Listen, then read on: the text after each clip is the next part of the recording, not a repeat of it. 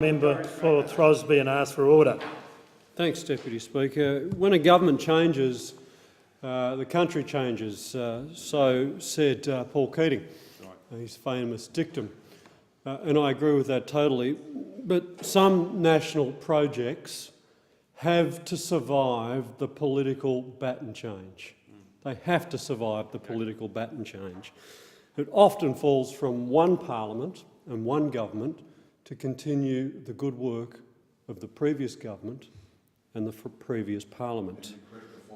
And so it is with the project of national reconciliation, of recognition and in removing the gap that exists between Indigenous and non-Indigenous Australians. So I thank the member for Blair and Shadow Opposition spokesperson for bringing this matter before the Parliament.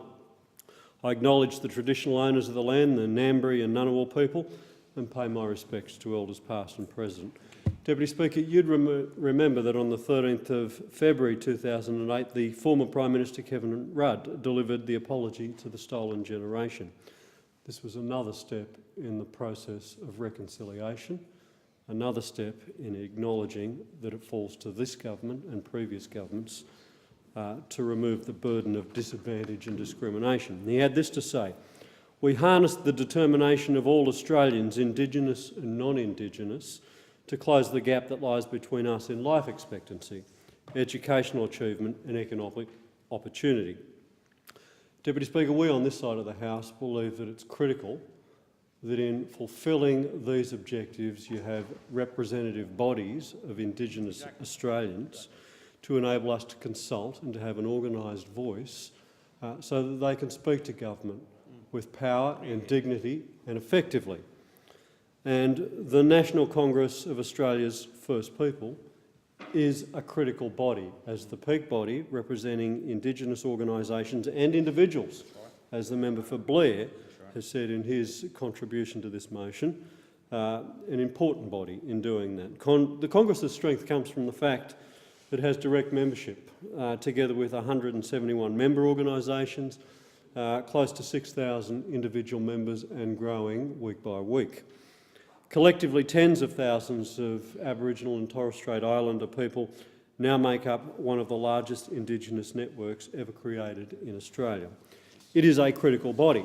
In his contribution, Deputy Speaker, the member for Leichhardt was critical of the fact that the Congress spent some of its resources contradicting and criticising the government of the day.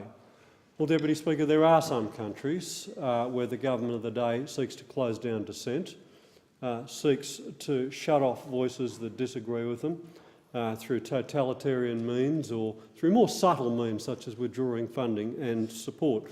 Thankfully, Australia has not traditionally been one of those countries. Labor recognised that it's important to have contrary voices in civil society. That's why we established, we gave the Congress of First Peoples $29 million in establishment funding over 4 years and $15 million over 3 years in the 2013 budget to support the work of Congress. I disagree with the member for Leichhardt. I agree with him on many things. This is not a partisan point, but I disagree with him on his observation that Congress hasn't been providing either advice or service to or on behalf of government. They most certainly have, and the member for Blair went through a great number of instances where they were doing this. I want to focus on one area in particular, Deputy Speaker.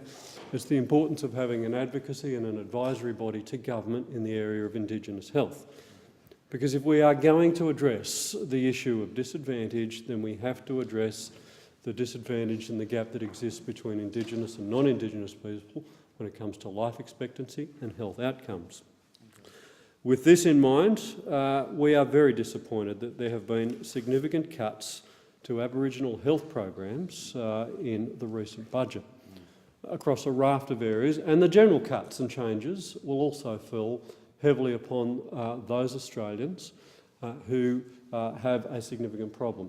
But the one that I want to point out is the cut to the anti-tobacco and the anti-smoking campaign, because as the Health and Hospital Reform Commission identified, tobacco smoking was the biggest cause of health disadvantage and differences between Indigenous and non-Indigenous Australians.